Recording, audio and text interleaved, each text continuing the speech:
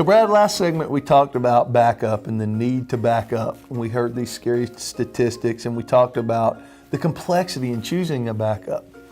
Now I want to really take it down a notch. I really want to dig into, the types of backup, and where, what are your options? Where's my stuff going to go to? Where's my data going to go to? Mm-hmm. So maybe you can start us off.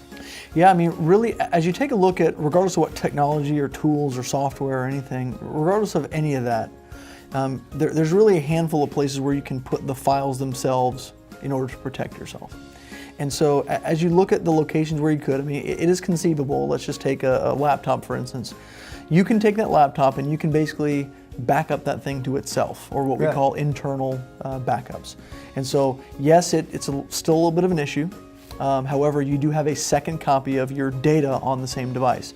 Now, there's a statistic out there that basically 31% of all failures occur with completely unexpectedly, right? And so in the event that happens to this machine or your laptop there, then obviously that doesn't help you at all because your data to recover is on the same device. And so that's why some people don't choose to do that. Yeah, that would not be an approved method, probably in anybody's standards, but it is an option. It is a way. It is a way. So the next level that people generally go to, especially as you're kind of ratcheting up financially, is an external device of some sort. So external hard drive, thumb drive, something like that, plugged into the side of that machine.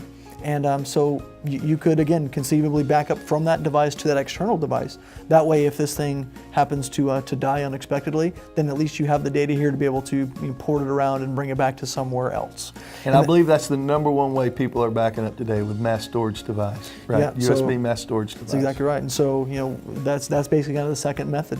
Third method is backing up to a network location. So let's pretend that you're talking about, you have, instead of having 10 devices around identical that all have USB hard drives or USB drives hanging off the side of them, it would be more wise at that point to buy some sort of networkable storage, maybe like maybe a dumb NAS or something like that, or even maybe a little bit of a higher end device that has it's like a USB kind of dumb, but still has networkable capability or network capability. And so that is another method, is you take numerous devices and all back them up to a central repository. Now, so the next logical thing to think of is, okay, now that I have all of these machines backing up to a central repository, if in fact something happens to my facility, then all my data just went with it. And so you could really look at, and it's advisable to look at, how do we get this data off-site, to some other location.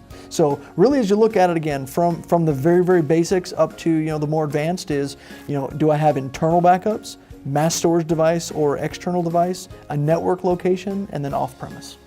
Yeah, you actually started there with free, right? I mean, nobody's going to charge anything. There's freeware to get you a second copy in case there's ever a operating system failure or corruption of a file.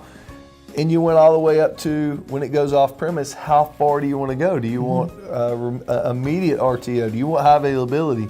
Do you want a full DR plan structured around that thing? So it's kind of amazing when you think about backup and the whole genre of the thing. Yeah, and it's so important to mention, like you said, these can also be used by themselves, or they can be used in combination. Let's be honest, some of the basic architectures of software nowadays, especially ones that are toward the middle and the high tier, they actually architect themselves so that you dump all initial backups to an on-site appliance of some sort and then send them off-site too. So you basically have the benefits of both, having an off-site to be protected, but then also having it locally for quick restore times and things of that nature. You mentioned off-site, so does it just go to this cloud thing that we're talking about, or a public cloud, a hybrid cloud, a private cloud? I guess you could choose all the above. Yeah, you really can.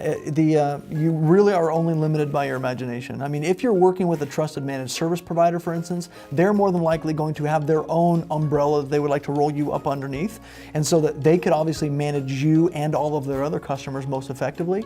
And so in that case, you're either going to be working in their kind of private, let's call it their private cloud, or perhaps they have an application that basically I don't want to say hides the fact, but they basically have their application structured in such a way so that the back-end storage is in the private sector, or excuse me, the public sector. You don't really know, but quite honestly, if you're going to that level, you probably don't care either, as long as they meet all of your objectives.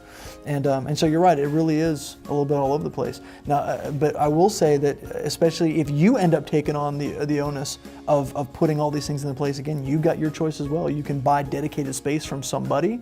You could, or go to Amazon EC2, or whatever you want to do.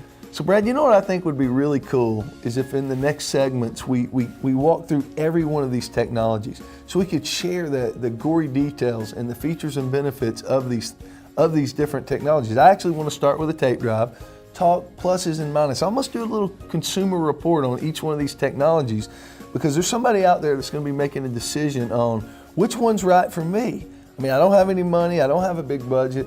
Oh, the guy says I'm going to be fired if I can't recover this time. Or you know what? I have a recovery point objective that HIPAA makes me live up to.